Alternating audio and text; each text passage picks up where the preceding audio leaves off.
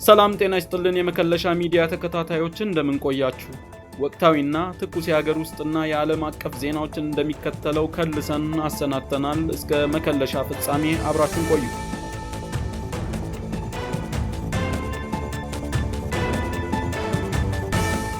በመጀመሪያ በሀገር ውስጥ ዜናችን የኢትዮጵያ ፌዴራል ፖሊስ በዓለም አቀፍ ደረጃ ሲፈለግ የነበረውን በሺዎች የሚቆጠሩ ዜጎችን ለስቃይ የዳረገውን አደገኛ የሰዎች አዘዋዋሪ ይትባረክ ዳዊትን ወይንም ክብሮምን ከነግብረ አበሮቹ በቁጥጥር ስር ማዋሉን አስታውቋል።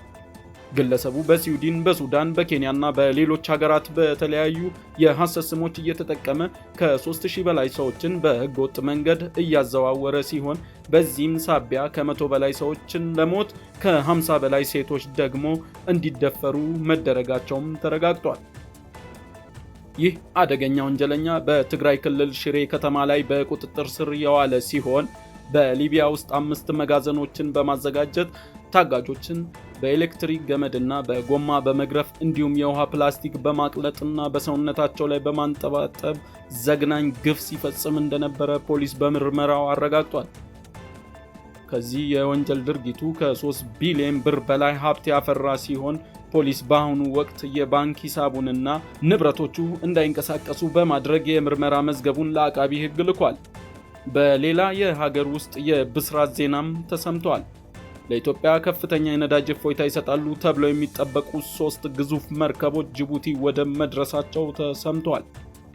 ከህንድ ከኦማንና ከሳውዲ አረቢያ የተነሱ እነዚህ መርከቦች በአጠቃላይ 143,000 ሜትሪክ ቶን ነዳጅ የጫነ ሲሆን ይህም በሀገሪቱ ተከስቶ ለነበረው የነዳጅ እጥረት ትልቅ መፍትሄ እንደሚሆን ተስፋ ተጥሎበታል። ወደ መካከለኛው ምስራቅ ስናቀና የእስራኤል ጦር የሂዝቦላ ከፍተኛ ባለስልጣን ለመግደል ባደረገው ሙከራ በስህተት የቡድኑ ተቃዋሚ የሆኑትን የሊባኖስ ባለስልጣን ፒየር ሞዋድን ገድሏል። ግለሰቡ ከቤተሰቦቻቸው ጋር የፋሲካ በዓልን እያከበሩ በነበረበት ወቅት በተፈጸመው በዚህ ጥቃት ባለስልጣኑና ባለቤታቸውን ጨምሮ 3 ሰዎች መገደላቸው የተገለጸ ሲሆን እስራኤል በክስተቱ ማዘኗን አስታውቃለች። የሊባኖስ ኃይሎች ፓርቲ በበኩሉ ጥቃቱን በማውገዝ ፒየር ሞዋድ ወታደራዊ አባል ያልነበሩ ሲቪል መሆናቸውና ሂዝቦላ ከእስራኤል ጋር በሚያደርገው ጦርነት ንጹሃን እየተጎዱ መሆኑን ገልጿል።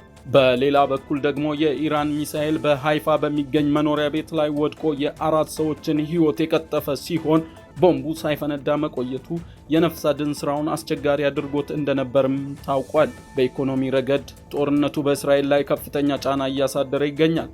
ሀገሪቱ ባለፉት 6 ሳምንታት ብቻ የ15 ቢሊዮን ዶላር ኪሳራ እንደደረሰባት ካልካሊስት የተሰኘው ጋዜጣ ዘግቧል።